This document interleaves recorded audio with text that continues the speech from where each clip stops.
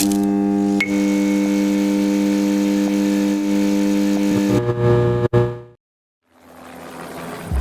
understand the meaning of the word foreboding? As in badness is happening right now.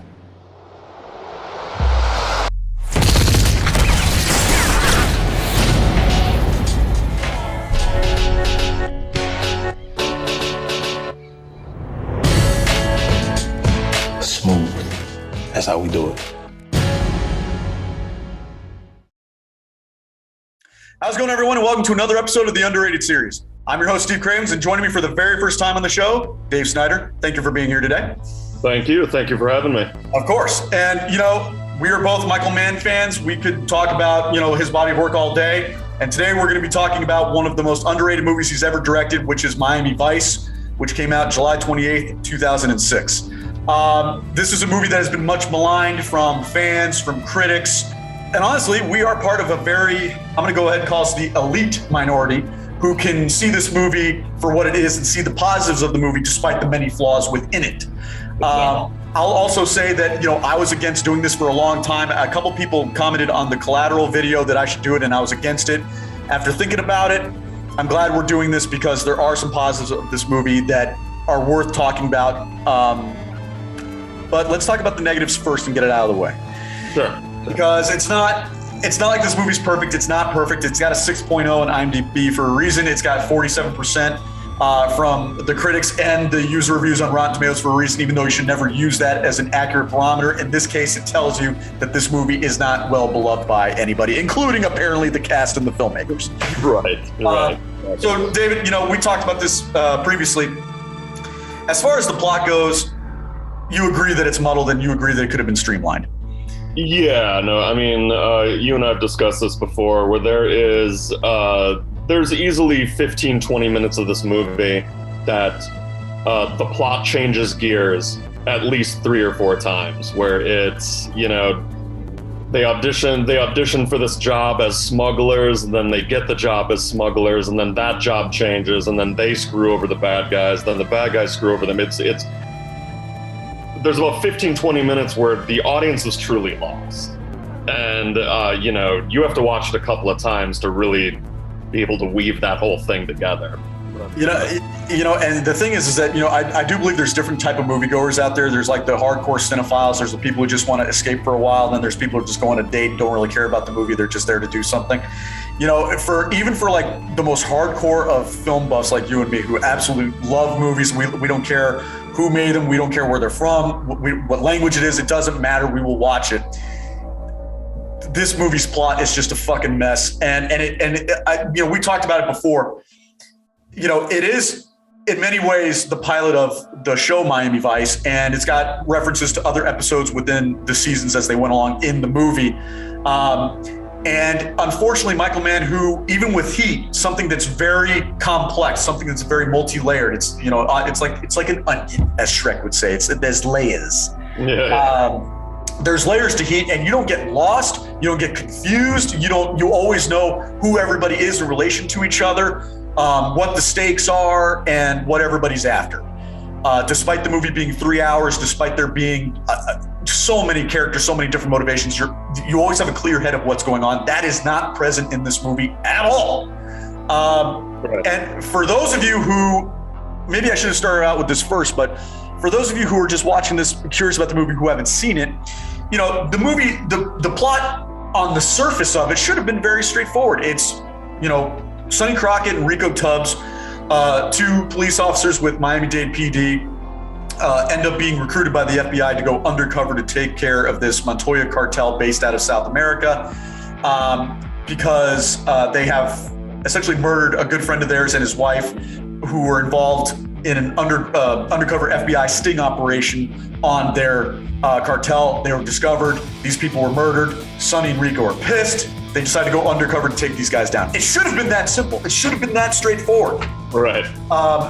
And then Michael Mann was like, you know what? No, I'm going to figure out every single conceivable way I can make this confusing for you guys, and then I'm going to do it again, which is exactly what he did. Yeah, you're nodding over there like, yeah. A lot has been said about,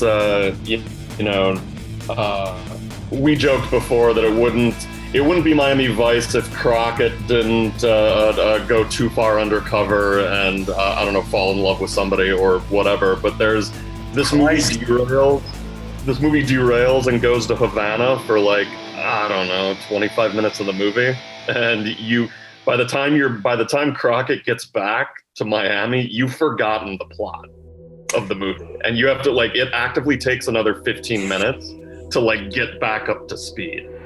Like, it's ridiculous. It's mind-boggling. I mean, like, what the hell? You know, and it is a very legitimate, valid criticism of this film, is that the plot is too damn muddled. At times, the pacing is off. And this is another thing we've never really talked about. In terms of the chemistry between all the principal actors, we're talking Jamie Foxx, we're talking Colin Farrell, we're talking about Naomi Harris, we're talking about who else is in this movie? Gong Li, we're talking about Tom Tolles, we're talking about John Hawkes. You know, all these guys. Justin Theroux is in it. You know, randomly. Theroux, yeah. Nobody has any chemistry, and you brought up an interesting point when we talked privately, is that, what the fuck? I mean, in the show, you know, Rico and Sonny are friends. They're partners, but they're friends. Like, they care about each other. There's a chemistry there between Don Johnson and Philip Michael Thomas. There is. It's tangible. It's there. It's, you know, and you don't have that with Colin Farrell and Jamie Foxx at all. No, which is too damn bad. Like, they didn't even make any attempt to make it look like they were friends or anything. It was just sort of, they just dropped us into a Miami Vice story without, you know, letting the audience know who Crockett was or Tubbs was. Like, they felt like the same character, and that was really the problem. And they had no chemistry, because there was no. I would argue that the movie maybe kicked off too quickly, where it's just like, and we are in case mode now. Like, you didn't get to know them. We didn't get to know them throughout the whole 2-hour movie. You know what the problem is that Michael Mann, when he wrote this movie, and specifically when he went with that opening to the theatrical cut, and we'll talk about the extended cuts intro with the Mojo boat race in a little bit. However, what he was banking on was audiences' familiarity with the show and the characters and their relations to each other. And that was a huge mistake, considering that this movie came out 17 years after the final season of Miami Vice aired. For you to assume that the audience that you're going to bring in is just going to be familiar with the lore of Miami Vice, to assume that everyone was going to know everybody's relation to each other, how each other works, what they do in the squad, was just it was a major misstep. And I can't believe he went that route. That was fucking stupid, because what you did, you're supposed to, I know you're probably going to laugh, but, and I'm being serious when I say this. When you have other TV adaptations, whether it be SWAT or Starsky and Hutch, which came out at the time, obviously they're not going for the same vibe that this movie is, but at the same time, there are adaptations of shows from the 70s and 80s, whatever. They took their time to introduce the characters to each other and to show you how they're going to fit going forward. They didn't just assume that you knew who, you know, Starsky and Hutch were, or that you knew who everybody in the SWAT team was, and they didn't do that. No, yeah, and it's, you know, like, take 5 minutes. Take 5 minutes and just introduce us to the character. Take 10 minutes. Take however long. Just make sure that we understand who these people are in relation to each other. Yeah, like who they are, where they've been, what they want. This movie just went full steam in a direction, and you were just like, okay, I don't know any of these characters. Hell, like the rest of the squad, you didn't know their names until about halfway through the movie. No, it's true. Like, you don't. And so therefore, when you get to the later stages of the movie, which we agree is the better half of the movie by far, you know, you're still not entirely sure why these people are here at this time. Why weren't they there earlier? Like, what? Anyway, here we go again. We're dogging on it. But again, they're legitimate criticisms that need to be brought up. I'm not just going to we're not going to sit here and just fanboy the fuck out of it, because there are problems with it. So that being said, those were some negatives. I do want to talk about, though, just very briefly, and we'll talk about it, because there are movies that are total clusterfucks when they're being made. They're total disasters behind the scenes with various production problems that end up turning out brilliant. We're talking Apocalypse Now. We're talking The Revenant. We're talking Jaws. And then you got movies like Alien 3 and, you know, other movies that went through production hell that just could not overcome their production issues, and despite some solid moments being in the movie as a whole, it doesn't really work. And I think we need to bring that up when it comes to Miami Vice, because the production problems of filming during hurricane season in South Florida, when Hurricane Wilma came, flooded the production offices, destroyed some of the sets, going down to the Dominican Republic and filming when it wasn't safe, having to rewrite your ending because Jamie Foxx got scared because a gunshot went off by the set and he took him and his whole entourage, left the country, vowed to never return. They had to rewrite the entire third act to take place in the boatyard as opposed to this mall where they're going to film the shootout. A lot of shit happened there. We have to keep that in mind when we're talking about this movie, because it is one of those, I think Michael Mann himself even said, this is one of those, what ifs and the movie that got away because he wasn't able to finish it the way he wanted with the third act that he wanted. So keep that in mind. It doesn't erase the problems that we talked about with the lack of chemistry between the cast, but it does make you wonder, because the second half of the movie is so much better than the first half, how much better would we have thought of the movie if the third act was kept intact as originally envisioned? Like, if he was able to actually finish the film, and when the movie does end with a sort of like, are they going to go after Montoya sort of thing, like it's like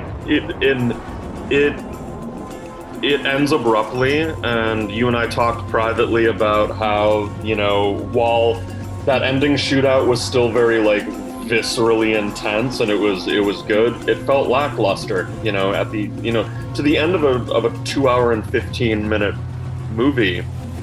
You're expecting something bigger instead of a shootout in kind of a similar location to what we've already seen, and little bit of a lackluster ending. But like you said, it something that was plagued with this many problems and had its budget balloon from 90 million to what, like 140? 135, yeah, 135, like we're lucky we got anything at all, but it kind of makes you wonder what that final product would have turned out like. What's ironic is that apparently Jamie Foxx is like one of those behind the scenes stories. Jamie Foxx apparently was the one who sold Miami Vice being remade to Michael Mann at an after party for Ali. What I find interesting is that Ali came out December 2001. This comes out July 2006. So we're about 4.5 years apart from the two movies. And in that time, he gets nominated for 2 Oscars, wins 1, and his ego completely blows out of control, and he essentially phones it in throughout the entire movie. Yeah. You wonder if this movie had been made after Ali when he was still hungry, how much different he would have played Tubbs, because man, he just phones it in. And Colin Farrell, I know Don Johnson told several people, including Michael Mann, that Colin Farrell was his preferred choice to play Sonny Crockett. Before the movie even rolled, they were asking him when the movie was still being developed, they asked him, who do you see playing Sonny Crockett? He said Colin Farrell. I'm sorry, Colin Farrell was way wrong for this part. He just doesn't look the part. He's trying to hide his Irish accent with that grovelly, voice, the porn stash. Guys, we're gonna get to the positives in just a second. It's one of those things you have to call up. It just wasn't working. Like those two just didn't work. They're just non-existent chemistry when it should have been really powerful. But you're right. I mean, Colin Farrell was probably not the best choice. He looked like a deer in headlights at times, and then Jamie Foxx just phoned the whole thing in.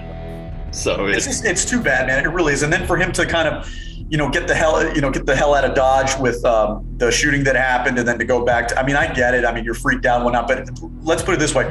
If the entire crew is staying, if Colin Farrell's staying, if the rest of the cast is staying, you're the only one that's leaving. The problem is you. It's not the location. It's you. It's not like you're looking for an excuse to leave. I'm not saying that it wasn't safe. I'm simply saying that everybody else stayed. You're the one that fucking dipped. So do we know how much how much more needed to be filmed when he bailed? It was apparently it was like 30 minutes worth of stuff. Like that's what the production offices said. There was a great article. I wish I had the link to show it to people who are interested, but there's an article out there that details the production of the movie pretty thoroughly. And they said it was roughly like the last 30 minutes to where Michael Mann, they had to move the entire production back to Miami so he could rewrite the ending so they could finish in the States, because Jamie Foxx refused to leave the country. again after that.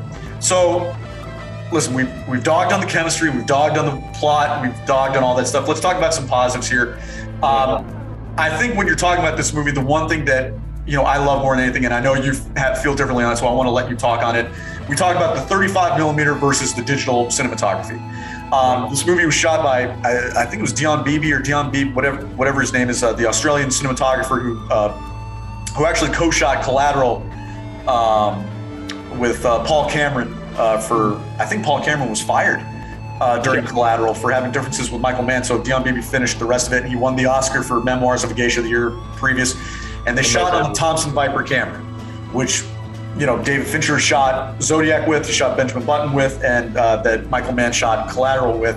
And like you said, give me your take on it, because it is an interesting take, and I didn't really think about it that way. But go ahead and say, how do you feel about the digital cinematography when it comes to filming Miami Vice? I think there was an opportunity similar with the casting and the dynamic with the leads. There was an opportunity to build more of a bridge between the original show and this, make it flashier.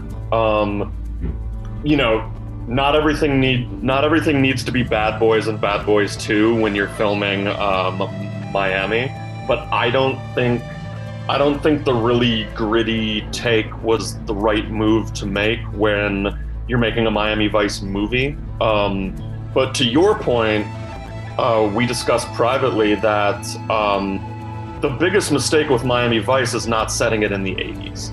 Yeah. That's the biggest problem, because it is that the brand is so iconically 80s.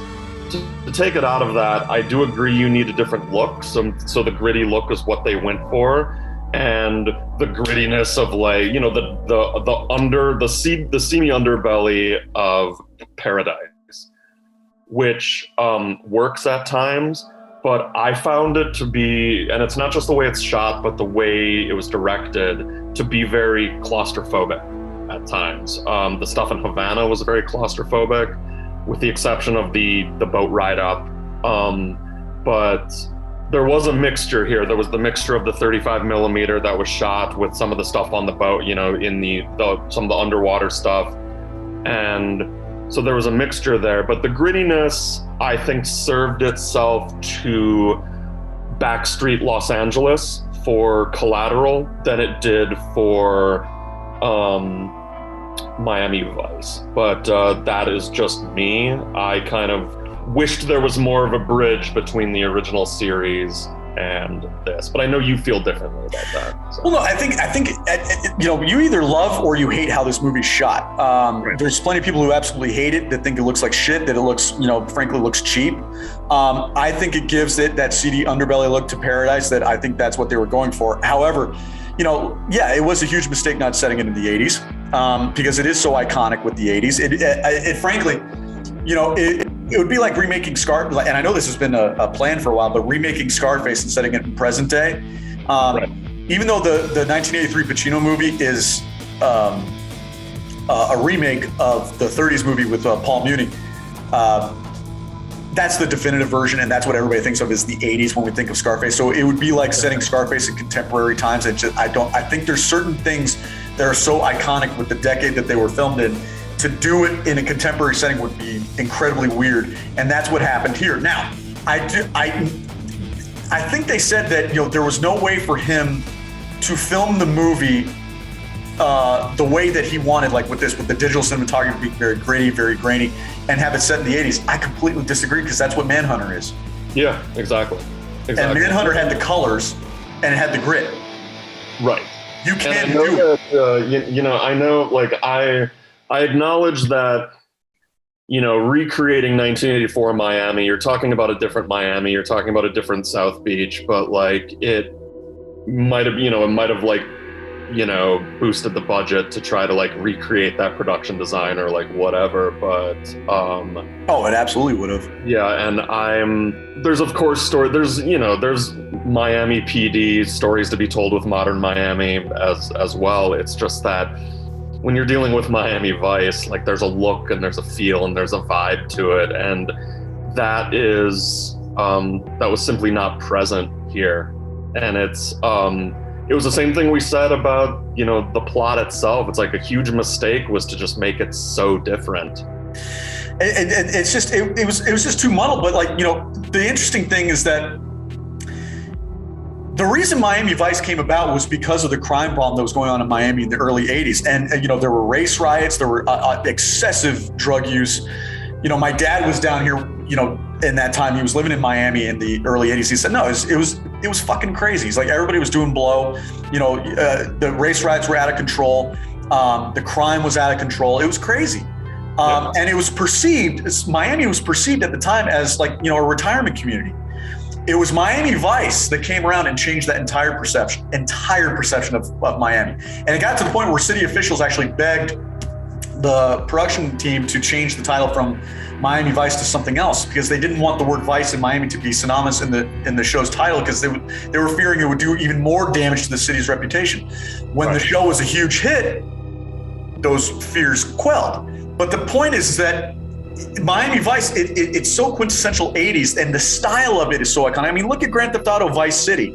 Yeah. The homage to Scarface, Carlito's Way, yes, of course. But the game, it's one big love homage to Miami Vice, the show. Yeah. Basically, I think the reason why it wasn't set in the 80s was because Michael Mann probably did have a been there, done that attitude with the show. Considering that he did recreating that it would have been so expensive. And remember, he's obsessed with contemporary crime. That's why he remade Heat. I mean, a lot of people don't realize this. Heat is a remake of LA Takedown, which is a TV movie he did in '89. So he's done it before, but Heat is so different than that movie. It's what he hoped that movie could have been. That's why he made Heat the way he did make it, is because he finally had the budget and the cast to justify it. With Miami Vice, I think maybe he got high off his own supply with Collateral and wanted to kind of explore that kind of contemporary Miami, drug cartel issue with South America here. Who knows? But for me, the cinematography works. And at some points, it is downright gorgeous. For example, the alternate cuts we were talking about, how the theatrical cut starts off with, being dropped into the Mansion nightclub, which no longer exists, whereas the unrated cut has the big speedboat race off of Miami Beach, off South Beach. Some of it's shot with 35 millimeter film, some of it's shot digitally, and it looks stunning. It absolutely, even on Blu-ray, the Blu-ray is, I think, 10 years old by now, maybe even more. It still looks incredible. The stuff in the trailer park when they go to rescue Trudy from the neo-Nazis is incredible. The boat ride to Cuba is great. There's moments in this movie that look absolutely fantastic. But unfortunately, there are some aspects of it too that haven't aged well, and also it kind of looks like 28 Days Later, almost like when Danny Boyle shot that with the digital cameras he used. He was like the guy to start pioneering that stuff. Yeah, it kind of looks like that, where it's just like it doesn't really hold up, does it? And I mean, back then, after Collateral looked so great and was so and it was such a hit that the idea, when the idea came around, it's like, hey, they're gonna do a Miami Vice movie shot the exact same way. I mean, that was like an A+ idea at the time, where you're like, hey, take Collateral, make Miami Vice out of it, and that sounds great on paper. And a lot of the movie did look great. It's just that, just a personal preference. I kind of wish they would have just done a straight 35 millimeter shoot. Yeah, no, and again, he's obsessed with digital cinematography. I mean, he did it with Public Enemies, and a lot of people were pissed off about that too, because what, you're filming a gangster movie from the 30s with digital cinematography? What? Why? That doesn't doesn't bring immediacy. It makes it look kind of cheap. That's what I say. I think in Public Enemies, more so than any other of his films, it was distracting. The style was distracting, and but hey, Public Enemies is a conversation. Oh, we'll talk about that another time. Yeah. So, we also talked about this previously, how this movie, and Public Enemies for that matter, after a certain point, the movie gets better. And for me, that's when Trudy gets kidnapped by the neo-Nazis, and the rest of the movie onward, in terms of pacing, in terms of how it's shot, the needle drops, everything is vintage Michael Mann in the best way. Yeah. So I guess I'll ask you this. What are some of your favorite scenes in the movie? I think my favorite scene It has to be when they are. It's pretty, probably the scene that made Jamie Foxx quit. But when they are first going to meet, what's the dude's name? Their first Jose Hierro, yeah, Yarrow, where they first meet him and Crockett pulls the grenade. You like that? Yeah, that scene, that felt very. It was the first time in the movie that you were glued to the screen. So everything previous was all the muddled stuff that we were talking about, but then like everything sort of snapped into focus in that scene, and I love the dialogue. I love the way it's shot. Looks great. Yeah, no, it's a great moment too, and a great line too. It's like when Yarrow's talking to Jamie Foxx. You seem okay, but him, I don't like the way he looks. So, I don't like the way he looks. It's like, I'm not trying to fuck you. Yeah. Do you want to fuck my partner, or do you want to do business with us? For me, honestly, I love the trailer park scene when they get Trudy. That to me is the highlight of the movie, because it shows them working as a team. Mm-hmm. And the way it's shot, again, it's very, between seeing the clouds in the sky with lightning flashes going on, the way the trailer park itself is lit is very dark and threatening, and almost kind of like the way it's filmed is almost kind of like Michael Mann's kind of like shooting maybe like SAS or Delta Force kind of taking down like a stronghold in Iraq or Afghanistan, like these special operatives coming in to rescue a hostage in the Middle East.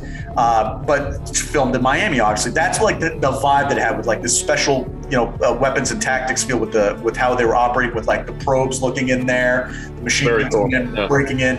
I love that. And obviously, the finish to it all too, with the kind of the explosion of violence there, and then obviously the actual explosion that goes off too when things go haywire. That's just a fantastic scene. And I do love for creating like a quintessential Miami atmosphere, even though Mansion doesn't exist anymore. Let's face it, Miami is a party town. It is a nightclub town. I love the opening filmed in Mansion, because that is they were able to get the mindset. We talked about this. There's a difference between atmosphere and mood. Yeah. And Michael Mann is a master at creating a mood that he puts his audience in when he watches movies, usually through the images and through his music, not through his dialogue. Right.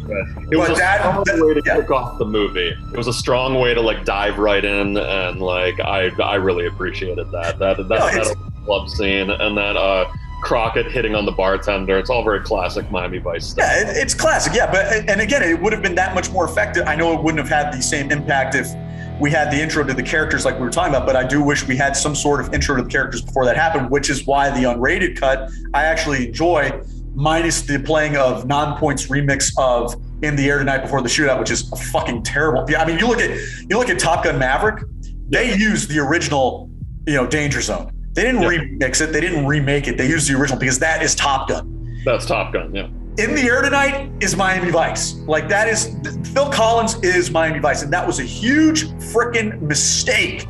If you're going to use it in the movie, use the original. Use the Phil Collins one, yeah. Why not? But they didn't. And that was another misstep, but I did appreciate that. So just to keep things going here, I mean, I know we've complained about the movie, but there is some positives here. And I do think it's worth checking out. I'm just curious, in your personal list, where does this rank for you in Michael Mann's filmography? No, here's the thing. Like we both said, we're both huge Michael Mann fans. So he has a couple of films that are all-timers for me. I'm a huge Heat fan. I'm a huge Last of the Mohicans fan. I loved The Insider. I loved Ali. You know what? I would say Miami Vice. Miami Vice is mid-tier for me. It is mid-tier. Yeah, so I think, those movies that I just said, Heat, Mohicans, Insider, Collateral, and then Miami Vice would nuzzle between Collateral and Public Enemies. Somewhere in there. I would agree. Heat's number one for me. Collateral's number two. Mohicans number three. But I will say this, though. I don't know. I'd probably maybe put it in my Yeah, I'd probably put it in my top 5, right under The Insider. I think it edges out Ali a little bit because I think Ali's too plotting. But I'll say this: I think Miami Vice is his most stylish movie he's ever made. I think so. And I would co-sign that. I think if you were to make me list them out, I think it would land in my top 5 because the style is there, and even when you have problems with it, your love for it takes it to another level. Kind of like I don't know if you did an episode about it, but Ridley Scott's Black Rain. I haven't done it yet, but I'm going to. Yes. Yeah, because like Black Rain's another one where it's like, sure, it has its problems, but you want to love it. You know, like your love for it takes it to another level, and the style is like all there. So Andres and I, we did an episode on Hannibal, and I actually brought up Black Rain to talk about Hannibal, the similarity between Hannibal and Black Rain in terms of how Ridley Scott kind of overcomes the script he had with just amazing cinematography and production design. Yep. But that's how I feel about Miami Vice, is that, you know, despite all these flaws that we've been talking about, the mood that it creates and its visuals are so striking and so unique, because you don't see movies made like that anymore. That's why I put it top 5, is because despite its reputation, I mean, it's developed into a cult classic, really. We can still have a conversation like this about it, despite not being like, you know, overly in love with it, but we can have a conversation about it and dissect it and talk about it. You know, we could probably talk about this for like another hour, really, and really not even get to the crux of, you know, why it's so divisive and why it's so lauded by some fans and hated by others. And I'm just curious, we'll wrap this up now because we only have a couple minutes left, but if you were to sell this to somebody, if you were to sell watching this movie to somebody, how would you sell it? How would you be like, hey, despite its flaws, I think you should check it out because of this? Yeah, I think any, you know, those of us that love Collateral or whatever, you'd probably tie it to Collateral. It's like, hey, remember Collateral? How that looked and felt? It's like that, and like it, you know, it has style to spare. The neo-noir vibes are there. Like it's a, you know, the seedy underbelly of Miami. It has a very unique look and feel to it that you don't get out of a lot of films. You really only get out of Collateral. Public Enemies tried to do it. It didn't work, in my opinion, really. But like, you know, if you're looking, you know, if you're looking for a neo-noir with style to spare, then yeah, Miami Vice is for you. So. I would say the same thing. I mean, like, if you just love crime movies, if you love, you know, those movies that are kind of like too cool for school, you know, like that. If you're one of those guys who firmly believes that film is a visual medium and it should be always prioritized as a visual medium more so than an acting medium, writing medium, whatever the case may be, this movie is a visual masterpiece. Again, in my opinion, only it's a visual masterpiece for the mood that it creates. Some absolutely breathtaking shots. Like, again, when they're going to rescue Trudy in the 2 boats and they're going through the port at night with the port lights and the ships behind them as the boats are speeding down that waterway. Just unbelievable stuff in there, man. Just incredible. There's something that Michael Mann can do with the simplicity of things. Like that ending. The ending to Miami Vice is very simple. It's just it's like a series of shots of Jamie Foxx in the hospital with Trudy, and then Crockett saying goodbye to Isabella on the boat. They connect together, and it actually made for a really like affecting ending. And that's just in like the final like minute or so of the movie.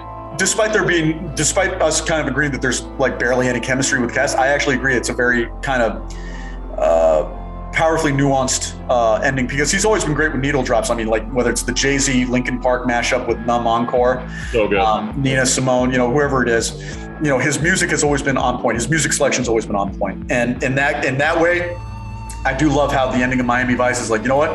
Now that this case is over, it's just another day at the office. He's going to the hospital to meet up with Tubbs to see how Trudy's doing. And tomorrow they're going to get up and go back to work, and it's just going to be another day at the office tomorrow, like just another day in the life, which I did appreciate. That's great. So other than that, I mean, you know, do you have any final thoughts? I mean, I think that's pretty much it. You know, I think we talked. Oh yeah, I mean, you know, it was like we joked from the get-go. It's like we actually like this movie. I know we dunked on it a lot, but no, like I actually really like Miami Vice. It's in my top 5 of Michael Mann movies. I still recommend it to people.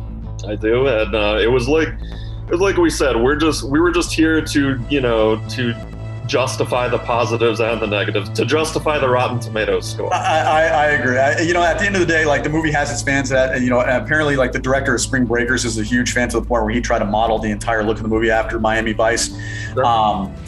But, you know, it deserves a second look. And if you've never seen the unrated cut, give the unrated cut a go, because I think it would change your perspective of the movie with the brand new intro and a couple other meteor scenes dispersed in the middle of the movie.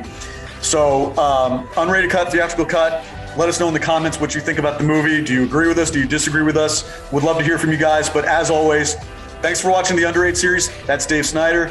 I'm Steve Cravens. We'll talk to you next time. And this has been Miami Vice. All right. See ya.